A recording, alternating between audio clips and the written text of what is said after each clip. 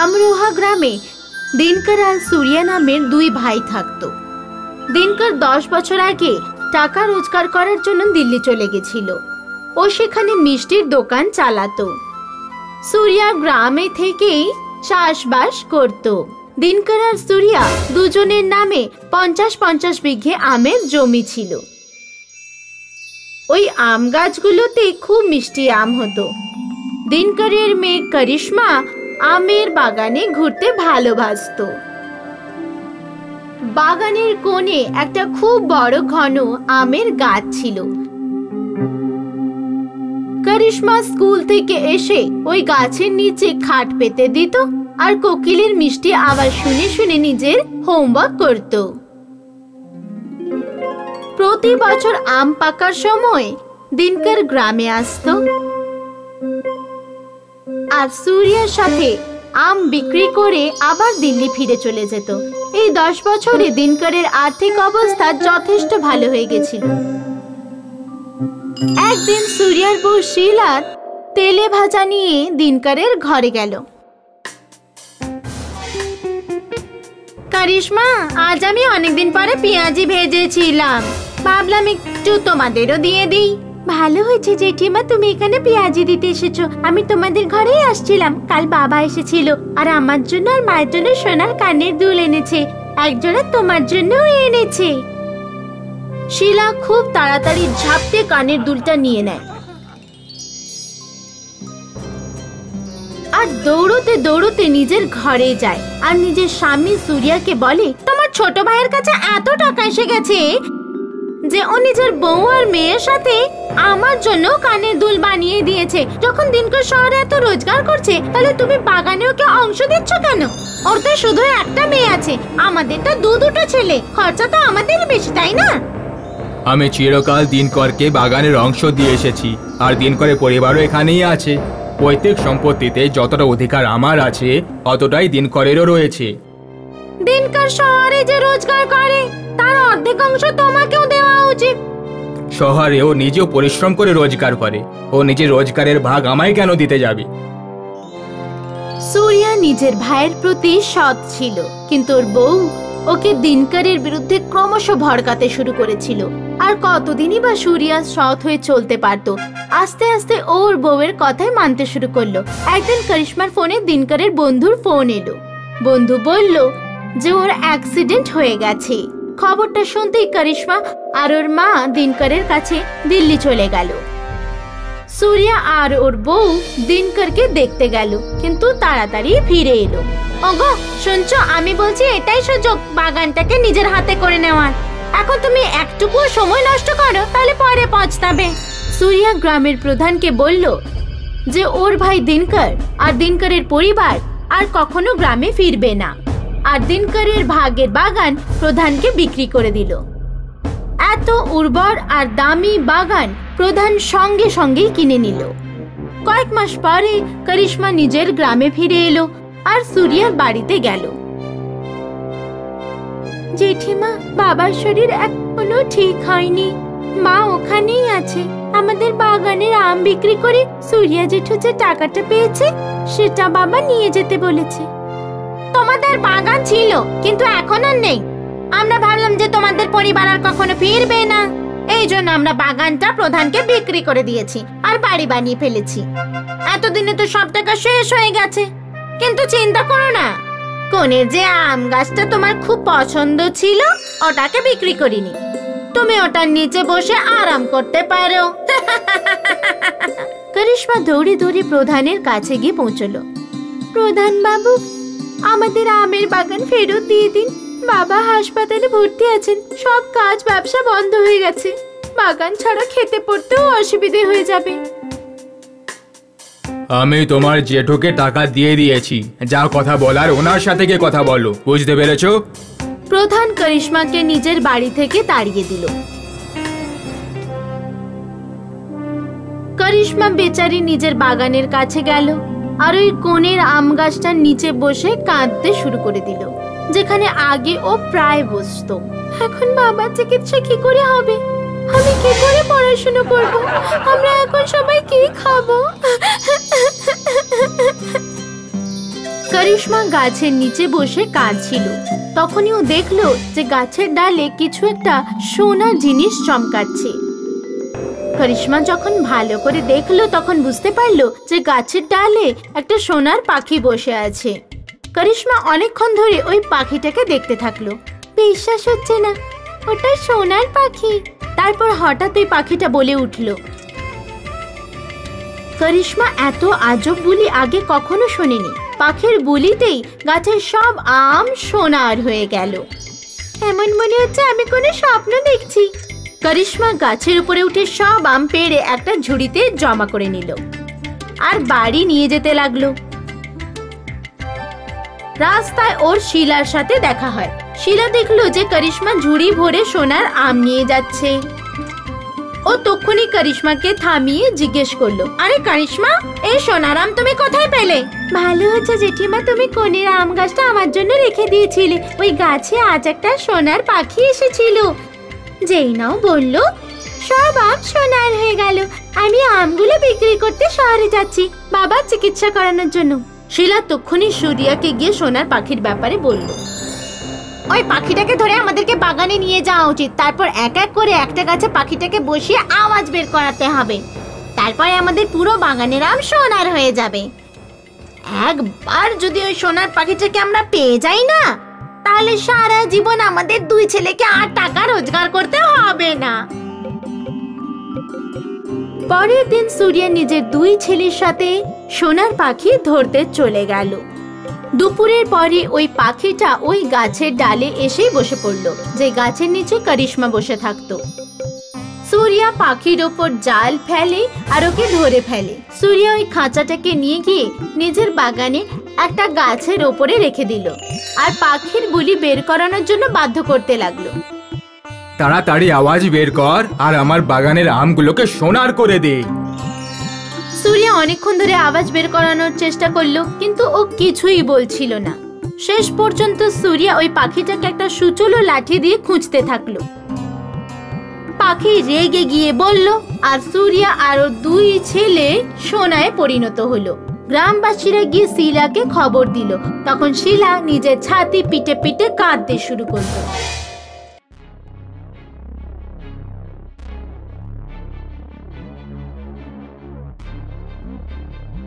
পানসিং কোন এক সময় গ্রামের দারোগা ছিল। ওর দাপটে গ্রামে চোর বদমাশরা কাঁপত। পানসিং এর ছোট ভাই নরেশ মাতাল আর জুয়ারি ছিল। পানসিং তাকে মেরে মেরে শুধরেছিল আর তারপর বিয়ে দিয়ে দেয়। কিন্তু আজ পানসিং খাটে থেকে ওঠার অবস্থাতে নেই। পানসিং এর এমন অবস্থা তার বউ মারা যাওয়ার পর হয়েছিল। একবার পানসিং ট্রেনিং এ গিয়েছিল। তখন পানসিং এর বউয়ের জ্বর হয়। ও বাড়িতে থাকা এক্সপায়ার হওয়া ওষুধ খেয়ে নেয়। বউয়ের মৃত্যুর শোক পানসিং সইতে পারে না, আরও টিবি হয়ে যায়। তখন থেকেই পানসিং খাটেই পড়ে থাকত আর তার মেয়ে গৌরী বাবার সেবা করত। বাবা, একটু ডালিয়া খাও না। কিছু না খেয়ে ওষুধ খেতে ডাক্তার বারণ করেছে। আমার কিছু খেতে ইচ্ছে করছে না গৌরী। সামনেই নবরাত্রি। নির্মলা যখন জীবিত ছিল তখন নবরাত্রির শেষ দিনে তখন ক্ষীর, পোলাও ও অনেক রকমের সুস্বাদু রান্না করত। পানসিং এর ছোট ভাই নরেশ আর তার বউ পানসিং এর মৃত্যুর অপেক্ষায় ছিল। ওদের প্ল্যান ছিল পানসিং মারা গেলেই গৌরীর বিয়ে দূরে কোথাও দিয়ে দেবে আর তারপর পানসিং এর জমি বাড়ি সব তাদের ছেলের হয়ে যাবে।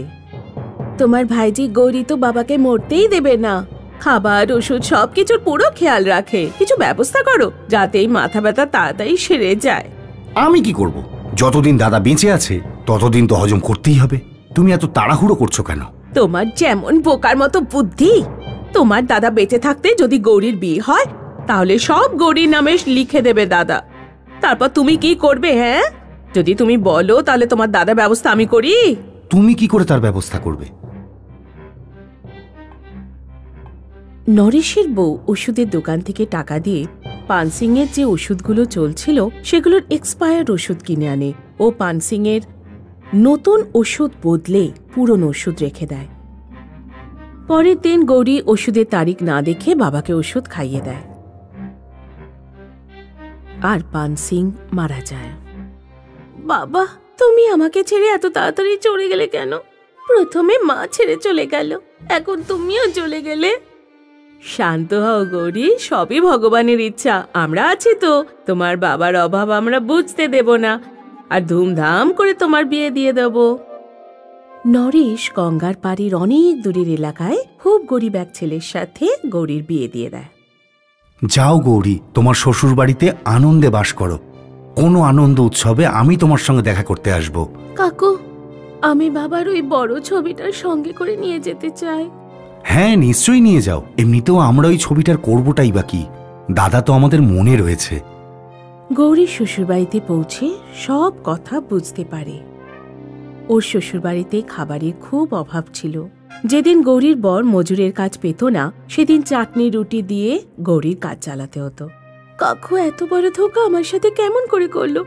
কাকু তো বলেছিল আমার বর 200 বিঘা জমির মালিক, বাড়িতে 1 ডজন চাকর আছে, কিন্তু এখানে তো কিচ্ছু নেই।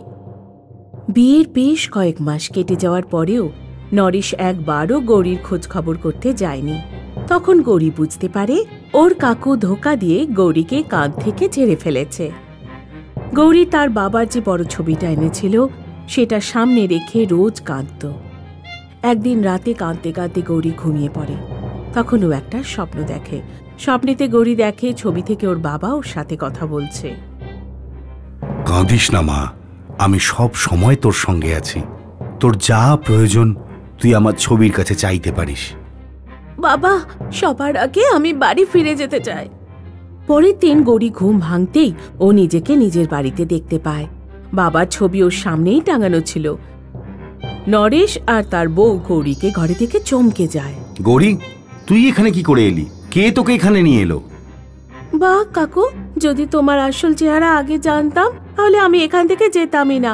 এত গরিব বাড়িতে আমার বিয়ে দিয়ে আমার জীবন নষ্ট করেছো, আর এখানে বাবার জমি সম্পত্তি সব নিজের দখলে করে নিয়েছো। তোমার কি মনে হয় এত সহজে আমার থেকে মুক্তি পাবে? এটা আমার বাড়ি, আর যতদিন আমি বেঁচে আছি এখানকার সব জিনিসে আমার অধিকার। নরেশ তার আসল রূপে চলে আসে। মুখে মুখে তর্ক করবি না বলে দিলাম। এখন কিন্তু তোর বাবা বেঁচে নেই যে তোকে বাঁচাতে আসবে। মারব 2 চর, কাঁদতে শুরু করে দিবি। 2-4 দিন থাক এখানে, তারপর তোর বরকে ডেকে তোকে বিদায় করব। গৌরী বাড়িতে এসেও কাকুকে কিছুই করতে পারে না। ও একা ছিল, আর কাকুর গোটা পরিবার ছিল। সেদিন রাতে আবার গৌরী তার বাবার ছবির সামনে কাঁদতে কাঁদতে ঘুমিয়ে পড়ে। সেই স্বপ্ন আসে। বল মা, কি চাস তুই?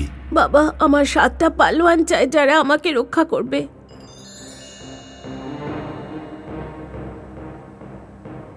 পরের দিন ঘুম ভাঙতেই গৌরী দেখে 7টা পালোয়ান ওর সামনে দাঁড়িয়ে আছে। গৌরী তার কাকার কাছে গিয়ে বলে, কাকু, যদি তুমি আমাকে তাড়াতে চাও বা জোর করে শ্বশুর বাড়ি পাঠাতে চাও, তাহলে এই 7টা পালোয়ান তোমার ভালো মতো ধোলাই করবে। নরেশ 7টা পালোয়ানকে দেখে খুব ঘাবড়ে যায়। ও বুঝতে পারছিল না এক রাতের মধ্যে 7 জন মানুষ কোথা থেকে এলো। নরেশ আর তার বউ রোজ রাতে গৌরীকে পানসিংয়ের ছবির সামনে কাঁদতে দেখত। মানো বা না মানো, ওই ছবিতে কোনো জাদু আছে। আমি গৌরীকে ওই ছবির সাথে কথা বলতে শুনেছি। চিন্তা করো না, আজ এই ছবিটার শেষ দিন হবে। সেদিন রাতে যখন গৌরী ঘুমিয়ে পড়ে, তখন নরেশের বউ 7টা পালোয়ানের সাথে মিষ্টি মিষ্টি কথা বলে আর ওদের বিষ দেওয়া চা খাইয়ে দেয়। পালোয়ানরা মরতেই নরেশ পানসিংয়ের ছবিটা জ্বালিয়ে দেয়। পরের দিন সকালে গৌরী ঘুম ভাঙতেই দেখে ছবিটা পুড়ে যাওয়ার পর নরেশ গৌরীর হাত পা বেঁধে একটা ঘরে বন্দি করে দেয়। আমি তোর বরকে ডেকে পাঠিয়েছি, ও কাল এসে তোকে নিয়ে যাবে। গৌরীর কাছে তার বাবার ছবি তো ছিল না, তবুও বাবার কথা স্মরণ করে কাঁদতে কাঁদতে ঘুমিয়ে পড়ে। সেদিন রাতে ও আবার স্বপ্ন দেখে। কাঁদিস না মা, ছবি তো শুধু একটা মাধ্যম ছিল, আসল জাদু তো স্মৃতিতে রয়েছে। যতক্ষণ আমি তো স্মৃতিতে বেঁচে আছি ততক্ষণ আমি তো স্বপ্নেই আসব আর তোকে সাহায্য করতেই থাকব।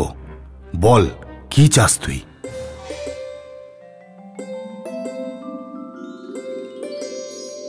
এবার গৌরী 7 জন বন্দুকধারীকে চায়। নরেশের পরিবার গৌরীর বাড়ি থেকে ভয়ে পালিয়ে যায়, আর কখনো তারা ফিরে আসেনি। একটা গ্রামে নির্মল আর তার 2 যমজ ছেলে সোনু আর মনুর সাথে থাকতো। সোনু খুবই মোটা আর বেটে ছিল, অন্যদিকে মনু রোগা আর লম্বা ছিল। সেই কারণে মনু সব সময় বাড়িতে থাকতো। এখনো পর্যন্ত কেউ মনুর চেহারা দেখেনি, কারণ ওর শরীর নিয়ে লজ্জা পেত। আর সোনু তার মায়ের সাথে বাজারে সবজি বিক্রি করত। একদিন ওর মা নির্মল বাজারে সবজি বিক্রি করতে যায়নি। সোনু একাই সবজি বিক্রি করছিল। তখনই ওখানে ক্ষেতের মালিক রাকেশ এলো। আরে সোনু, শুধু সবজি বিক্রি করিস না অন্য কিছু? বাবা, এখন তো শুধু সবজি আছে। আরে আমি বলছিলাম যে আমার বাগানে অনেক আম হয়েছে, সেগুলো পেড়ে এখানে বিক্রি কর, দুজনেই লাভ করতে পারবো। বলো, এতে কি কোনো ক্ষতির আছে? না না না বাবা, কোনো ক্ষতির ব্যাপারই নেই, কিন্তু আমি তো জিজ্ঞাসা করে তারপর সমস্ত কিছু আমি বলে দেবো। ঠিক আছে, বলে দিস, কিন্তু একটু তাড়াতাড়ি বলিস আমাকে, না হলে অন্য কাউকে আমি দিয়ে দেব। রাকেশ এই কথা বলে ওখান থেকে চলে গেল। বিকেলে গিয়ে সোনু নিজের মাকে এসব কথা বলল। মা, ওই রাকেশ বাবা এসেছিল, আর উনি বললেন যে আমার ওর বাগানের আম ওর কাছ থেকে কিনে বাজারে বিক্রি করে দিই, আর লাভ নিজেদের মধ্যে ভাগ করে নিই। দেখো সোনু, এই লেনদেনে কোনো ক্ষতি নেই, কিন্তু রাকেশ একজন বেঈমান লোক, আমি ওকে একদম বিশ্বাস করি না। কিন্তু মা, আম দিয়ে কেউ বেইমানি কি করে করবে? যখন বেঈমানি করাটা কারোর কাজ হয়, তখন সে শুধুমাত্র একটা সুযোগই খোঁজে। মা, তুমি একেবারে চিন্তা করো না, শুধু এইটুকুই দেখো যে এই লেনদেনে আমাদের কতটা লাভ হয়। ঠিক আছে সোনু, যদি তুই আমার কথা না শুনিস তাহলে ঠিক আছে। হ্যাঁ মা, আমি রাকেশ বাবাকে গিয়ে হ্যাঁ বলে দিয়ে এসছি। সোনু ওখান থেকে চলে গেল, আর পরের দিন রাকেশের কাছ থেকে আম নিয়ে বাজারে চলে এলো। সেদিন সোনু একটা বড় ঝুড়িতে আম আর সবজি রেখে দিল। আমগুলো তাজা ছিল, তাই লোকেরা তার প্রতি আকৃষ্ট হতে লাগলো। ভাই, আম কত করে দিলে? 20 টাকা কিলো। আরে ঠিক করে বলো না দাদা, একদম সতেজ, 20 টাকা করেই নিয়ে নিন। ঠিক আছে ভাই, আমি তোমার ব্যবহারের জন্য এই আম নিয়ে নিচ্ছি। ওই লোকটা সোনুর কাছ থেকে আম নিয়ে চলে গেল। অন্যান্য লোকেরাও সেখানে আসতে লাগলো, আর কিছুক্ষণের মধ্যে সমস্ত আম বিক্রি হয়ে গেল। সেই কারণে সোনু খুব খুশি হলো, আর বিকেলের মধ্যে সোনু সব সবজি বিক্রি করে দিল। আরে আজ তো ভালোই রোজগার হলো, আম আর সবজি সব বিক্রি হয়ে গেছে। বাড়ি ফিরে বললে মাও খুব খুশি হয়ে যাবে, আর রাকেশ বাবাও খুব খুশি হবে। তখনই সোনু রাকেশকে ওর কাছে আসতে দেখলো। সোনু, তুই তো সব আম বিক্রি করে দিয়েছিস, আর কোনো খরচই দিসনি। বাবা, এই মাত্র তো সব আম বিক্রি করেই সারলাম, তোমার কাছেই যাচ্ছিলাম। দেখাও কত টাকায় বিক্রি করলে সমস্ত আম, আমিও আগে একটু লক্ষ্মীর দর্শন করে নি। সোনু রাকেশকে টাকা দিয়ে দিল। এ কি, মাত্র 500 টাকা? হ্যাঁ বাবা, 20 টাকা কিলোতেই তো বিক্রি করেছি আমি সব আম, তাতে 500 টাকায় তো পেয়েছি। সোনু, আমি মিথ্যে কথা শুনতে ভালোবাসি না, তুই সত্যি কথাটা ঠিক করে বলে ফেল, না হলে ফল খুব খারাপ হয়ে যাবে। বাবা, আমি তো সত্যি কথাই বলছি, সত্যি এই টাকায় আম বিক্রি করেছি। আমি তোকে আর একটাও টাকা দেব না, আর কাল আবার আম পেড়ে আনবি আর সৎভাবে বিক্রি করবি, তারপর কাল লাভ পাবি। আজ তো তুই বেইমানি করলি। রাকেশ টাকা নিয়ে চলে গেল। সোনু বেচারা তাকিয়ে থাকলো। মা ঠিকই বলেছিল যে রাকেশ সত্যিই বেইমান, কিন্তু আমি শুনিনি। সোনু বাড়ি ফিরে গেল, আর তার মাকে কিছুই বলল না। পরের দিনও বেশি আম পারলো, আর বাজারে নিজের ভালো ব্যবহারের কারণে সারাদিন ভালো দামে বিক্রি করলো। বিকেলে রাকেশ এলো। সোনু, আজকে টাকাটা দিয়ে দে। এই নাও বাবা, আজ পুরো 600 টাকা রোজগার করেছি। তার মানে কাল তুই এতটা ইনকাম করেছিলিস?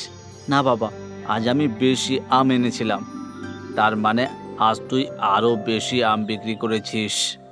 না না, আমি তোকে একটাও টাকা দেব না, তুই রোজ রোজ আমার সাথে বেইমানি করছিস, মিথ্যে কথা বলছিস। না না। রাকেশ ওকে টাকা না দিয়েই চলে গেল। সোনু মন খারাপ করে বাড়ি ফিরে গেল। সোনুর মনটা খারাপ দেখে তার মা নির্মল জিজ্ঞেস করলো, কি হয়েছে সোনু, তোর মনটা এত খারাপ কেন? মা, আমার তোমার কথা শোনা উচিত ছিল। রাকেশ বাবা সেটাই করেছে। সোনু তার মাকে সব কথা বলে দেয়। তুই চিন্তা করিস না, আমি প্রধান মশাইয়ের কাছে যাব, উনি নিশ্চয়ই কোনো না কোনো উপায় বের করবেন। নির্মল প্রধানের কাছে গিয়ে সব কিছু বলে দিল, কিন্তু নির্মলের আগে রাকেশকে প্রধানের কাছে সব কথা বলে দিয়েছিল। নির্মল, রাকেশ আমাকে বলেছে যে তোমার ছেলে খুবই বেটে, তাহলে ও আম পেড়ে বিক্রি করলো কি করে? তাই তুমি টাকার লোভে পড়ে কোনো ভালো মানুষকে একেবারেই ফাঁসিও না, বুঝলে? যাও, এখান থেকে বেরিয়ে যাও। নির্মল চুপচাপ সেখান থেকে চলে এলো আর দুই ছেলেকে সব কথা বলল।